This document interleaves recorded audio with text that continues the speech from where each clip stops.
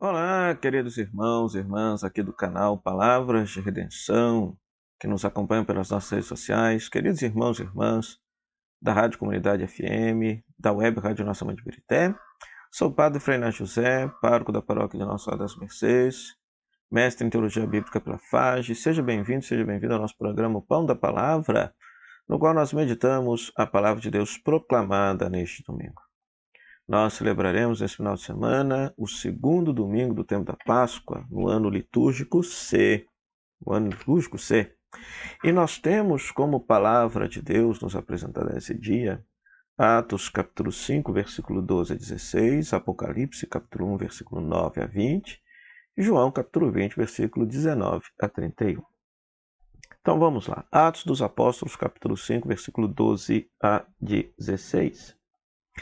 Atos dos Apóstolos é a continuação do Evangelho de Lucas, é o mesmo autor que escreveu. Na verdade, os estudiosos chamam de obra lucana, que consiste no Evangelho e Atos dos Apóstolos. Né? Atos dos Apóstolos quer mostrar a difusão da igreja, o crescimento da igreja.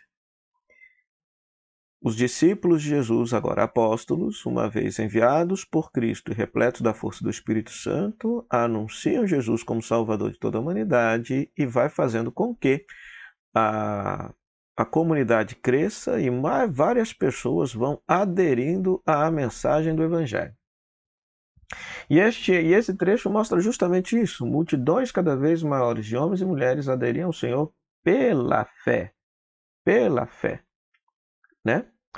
E agora a pergunta que se faz é por que se crescia esta multidão de fiéis abraçando a fé cristã? Pois tudo bem. Veja só, no versículo 12 dá uma pista. Com muita união, todos os fiéis se reuniam no pórtico de Salomão. No pórtico de Salomão, né? Depois, todas as pessoas doentes, em camas, macas, né? Ou seja, pessoas atormentadas pelos maus espíritos, todos estes eram curados por Pedro. Então nós temos a união da comunidade e Pedro curando esses doentes, curando esses enfermos. Né? Ora, o que é isso? A comunidade era uma comunidade fraterna e era uma comunidade que cuidava daqueles que sofriam, uma comunidade que cuidava dos doentes.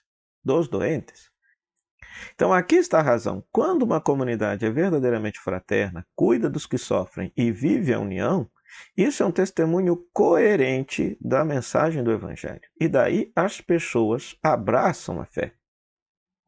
Tem a ver com aquilo que Jesus disse no Evangelho de João. Né? Nisso todos conhecerão que vós sois meus discípulos, se vos amardes uns aos outros como eu vos amei.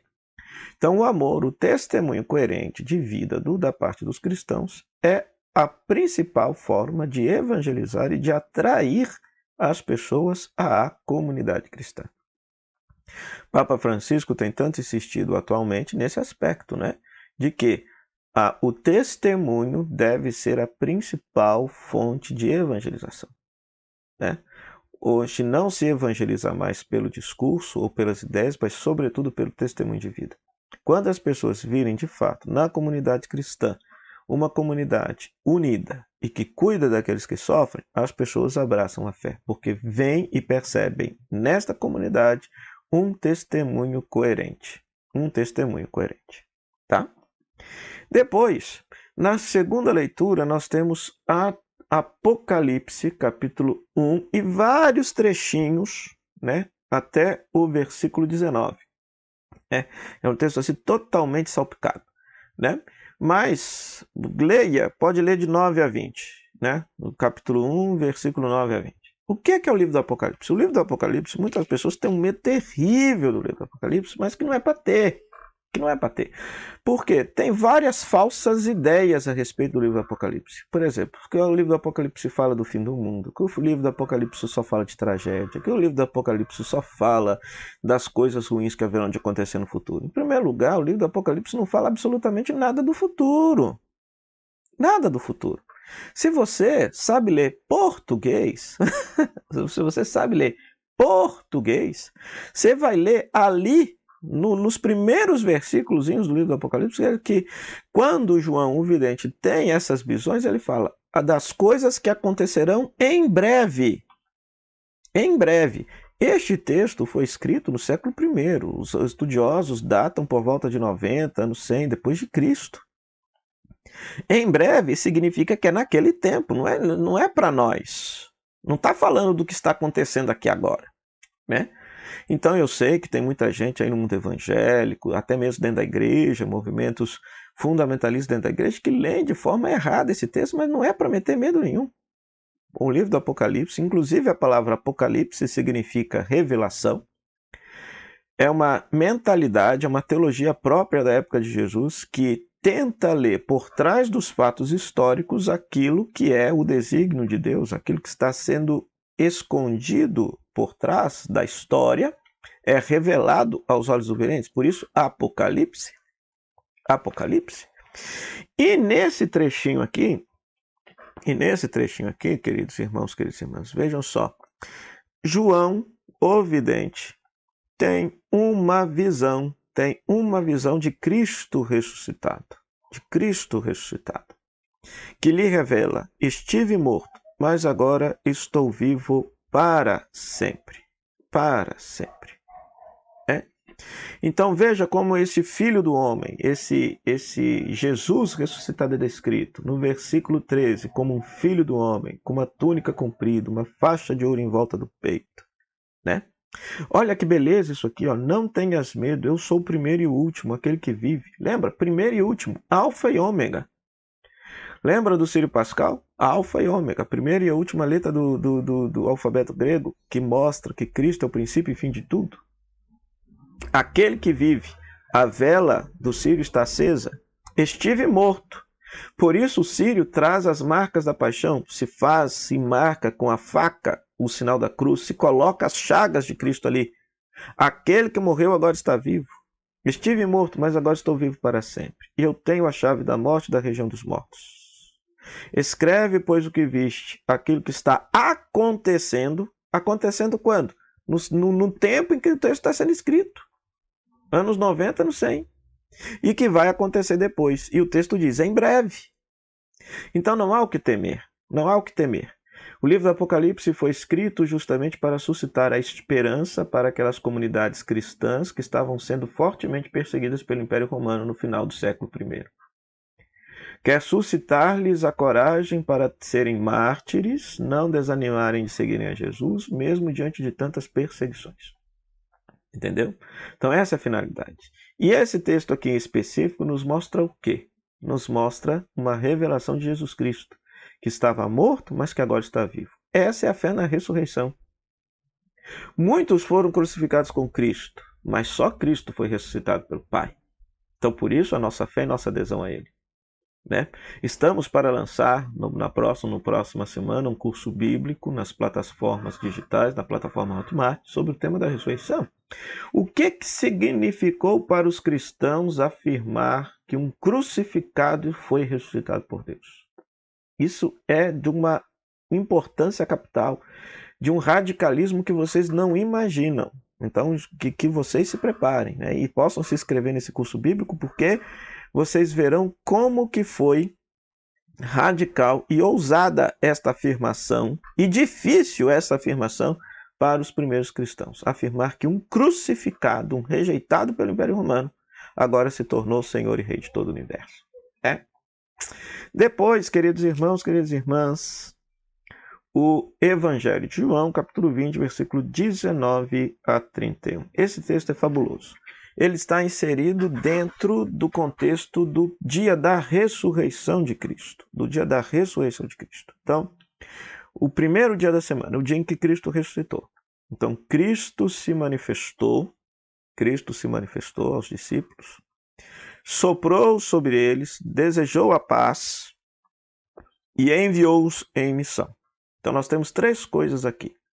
O desejo da paz, Cristo deseja a paz, envia-os com a missão, da mesma forma que Jesus tinha uma missão recebida do Pai, agora os discípulos têm esta missão, e soprou sobre eles dizendo, recebei o Espírito Santo. Então é interessante, nós estamos acostumados com a liturgia da igreja. Na liturgia da igreja, Pentecostes se celebra 50 dias depois da Páscoa. inspirado justamente no relato de Atos dos Apóstolos. Mas em João, o Espírito Santo, Pentecostes, acontece no dia da ressurreição de Cristo. No dia que Cristo ressuscitou, ele envia o Espírito Santo sobre os discípulos, agora apóstolos, para enviá-los em missão. Enviá-los em missão. Né? E com a missão também de perdoarem os pecados.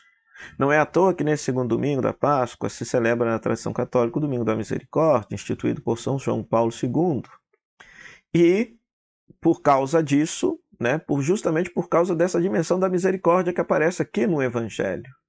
Né? Os apóstolos são enviados a serem ministros da misericórdia, a perdoarem os pecados, a libertarem o povo dos seus pecados. Né? Agora, do ponto de vista da mistagogia, do reconhecimento da presença de Cristo entre nós, Cristo ressuscitado entre nós, a segunda parte do Evangelho que nos ensina o segredo. Por quê? Tomé, chamado Dídimo, era um dos 12 e não estava lá. E Cristo ressuscitado não se manifestou a ele. Cristo ressuscitado só se manifestou a Tomé quando 8 dias após, ou seja, no outro domingo, Tomé estava lá na igreja, estava lá na comunidade, e aí ele experimenta Cristo ressuscitado. O pecado de Tomé foi não dar crédito à palavra da igreja. Vimos o Senhor. Ele quer fazer uma experiência. Ele quer ver para crer. Isso é negativo. Mas, por outro lado, é positivo também. Por quê? Porque não se pode dar crédito a tudo aquilo que se ouve. É necessário também que as pessoas façam uma experiência pessoal com Cristo. Uma experiência pessoal e comunitária com Cristo. Então, nesse aspecto, a figura de Tomé é positiva. Mas o texto quer ensinar que agora Cristo ressuscitado se experimenta na comunidade cristã. A comunidade cristã é o primeiro sacramento de Cristo ressuscitado. Cada cristão é uma presença de Cristo ressuscitado para o outro. Então, não se experimenta Cristo ressuscitado sozinho, se experimenta Cristo ressuscitado na comunidade cristã. Se você notar a diferença em relação à primeira leitura, na primeira leitura, João, vidente, ele está preso. Ele está impossibilitado de ir na comunidade cristã. E era no dia do Senhor. E era no dia de domingo. Se você ler lá, olha lá no versículo 10 da primeira leitura, no dia do Senhor. Que dia é esse? O dia de domingo. É o mesmo dia que Cristo se manifesta à igreja. No dia de domingo ele está impossibilitado de ir, vamos dizer assim, de ir na missa. Então Cristo vai até ele e se revela até ele. Mas para quem tem a possibilidade de ir e estar na comunidade no dia do Senhor, Cristo não vai. Cristo só se manifesta para quem vai lá no dia do Senhor participar da celebração junto com a comunidade. Então, este evangelho quer ensinar para nós que o lugar primordial no qual nós experimentamos a presença de Cristo ressuscitado é na comunidade cristã. É na comunidade cristã. Diante disso tudo, queridos irmãos, queridas irmãs, a partir da primeira leitura, peçamos ao Senhor a graça de que nossa comunidade dê um testemunho coerente de união e de cuidado com aqueles que sofrem, pois isso fará com que as pessoas possam abraçar a fé. A partir da segunda leitura, peçamos ao Senhor a graça da verdadeira convicção da força da ressurreição de Cristo, ou seja, ele verdadeiramente morreu, esteve morto, mas agora está vivo, ressuscitado.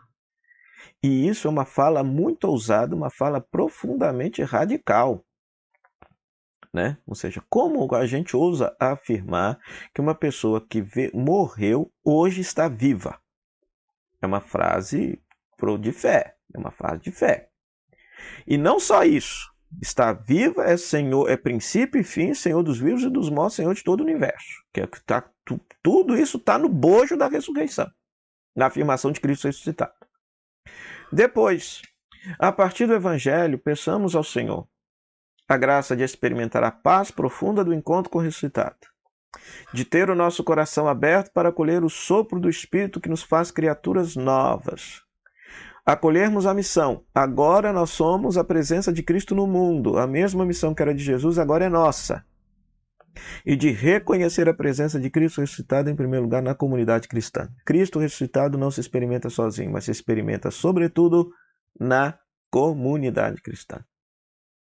Então, a partir desses domingos, a partir da palavra de Deus meditada, proclamada, peçamos essas graças ao Senhor neste dia que o Senhor fez para nós. Oremos. Ó Deus de eterna misericórdia, que reacendeis a fé do vosso povo na renovação da festa da Páscoa, aumentai a graça que nos destes, e fazer que compreendamos melhor o batismo que nos lavou, o Espírito que nos deu nova vida e o sangue que nos redimiu. Por Cristo nosso Senhor. Amém. O Senhor esteja convosco, Ele está no meio de nós. Que a bênção de Deus Todo-Poderoso, Ele que é Pai, Filho e Espírito Santo, dê sobre vós, permaneça para sempre. Amém.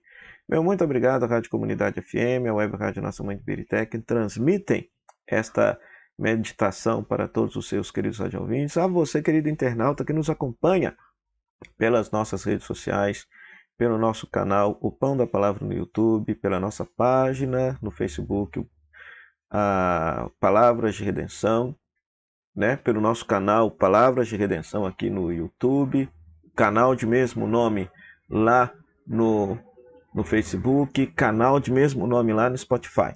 Se você já é inscrito, nosso muito obrigado. Se você está passando por aqui e não é inscrito no canal, se inscreva, ative o sininho, ative as notificações, para que você possa receber sempre um conteúdo novo quando for postado, né? Para que você saiba quando um conteúdo novo for postado aqui no canal.